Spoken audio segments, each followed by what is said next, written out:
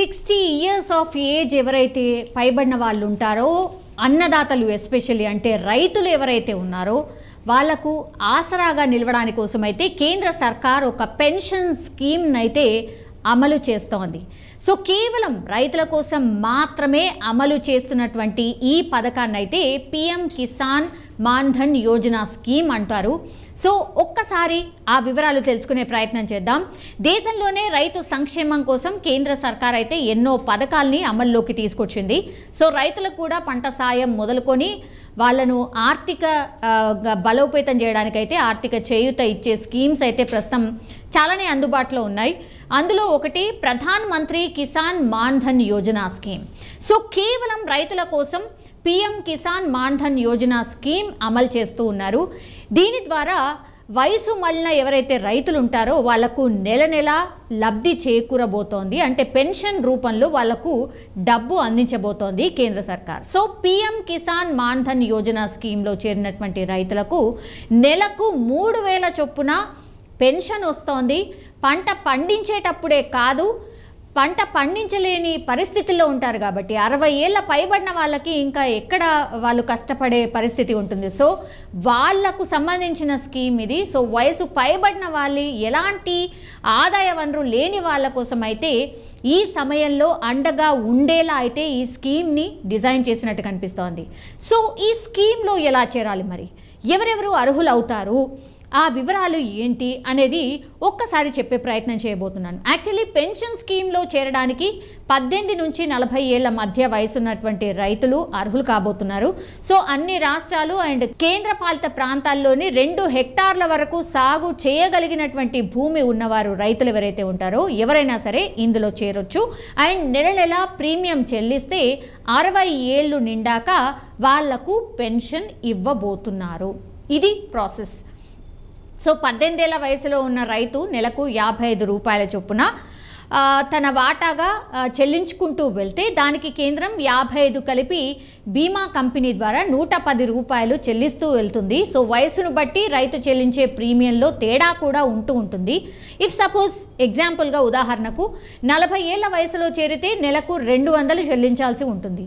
ఇలా కడుతూ పోతే రైతుకు 60 ఏళ్ళు నిండిన తర్వాత నెలకు కనీసం 3,000 పెన్షన్ రాబోతోంది. ప్రీమియం చెల్లించే సమయంలో ఒకవేళ రైతు చనిపోతే జీవిత భాగస్వామి పథకం కొనసాగించవచ్చు.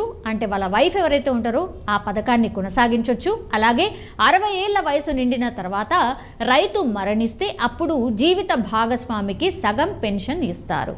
సో ఇందులో ఉన్నటువంటిది 2 అంశాలు అన్నమాట. ఒకవేళ కడుతున్నప్పుడు చనిపోతే జీవిత భాగస్వామికి కట్టుకునే అవకాశం ఇస్తారు. దెన్ 60 ఏళ్ళు పైబడిన తర్వాత రైతు చనిపోతే అందులో సగం పెన్షన్ ఎవరైతే జీవిత భాగస్వామి ఉంటారో వాళ్ళకి చెల్లించబోతోంది. సో పెన్షన్ స్కీమ్లో చేరడానికైతే రైతులు కామన్ సర్వీస్ సెంటర్లో తమ పేర్లు ఆన్లైన్ ద్వారా అక్కడ నమోదు చేసుకోవాల్సి ఉంటుంది.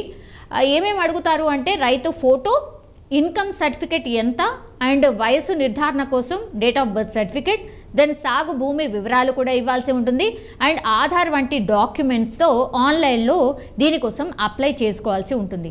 దీంతో పాటుగా రైతుల సంక్షేమాన్ని దృష్టిలో పెట్టుకుని అయితే కేంద్ర సర్కార్ పిఎం కిసాన్ యోజన పథకాన్ని 2019 ఫిబ్రవరిలోనే స్టార్ట్ చేసింది. సో ఈ పథకం కింద అర్హులైన రైతులు ఎవరైతే ఉంటారో కేంద్ర ప్రభుత్వం ఆర్థిక సహాయం కూడా చేస్తోంది. కాబట్టి పిఎం కిసాన్ యోజన పథకం కింద రైతులకు 3 విడతలుగా అయితే 6,000 రూపాయలు చెల్లిస్తోంది పంట సాయం కింద.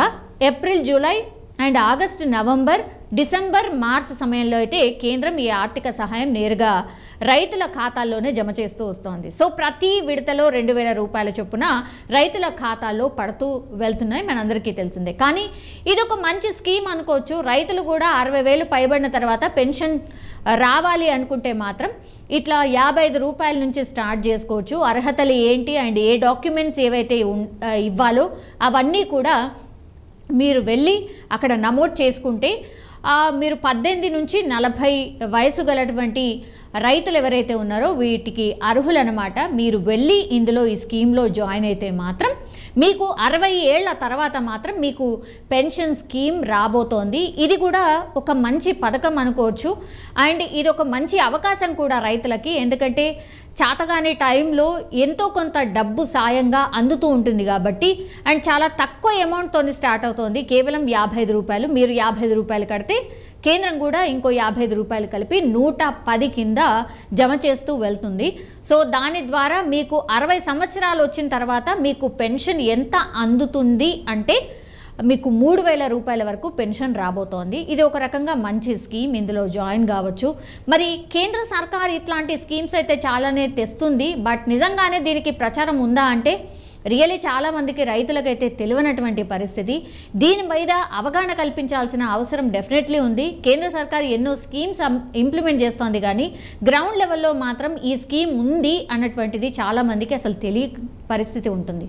సో నిజంగానే ఇట్లాంటి స్కీమ్స్ ఒకవేళ లాంచ్ చేస్తే మీరు లబ్ధి చేయాల్సిన వాళ్ళకి ఈ అవగాహన కల్పిస్తే వాళ్ళు కూడా జాయిన్ అయ్యి ఇంట్రెస్ట్ చూపి వాళ్ళు కూడా ఇట్లాంటి స్కీమ్స్లో లబ్ధి పొందే అవకాశం అయితే డెఫినెట్లీ ఉంటుంది.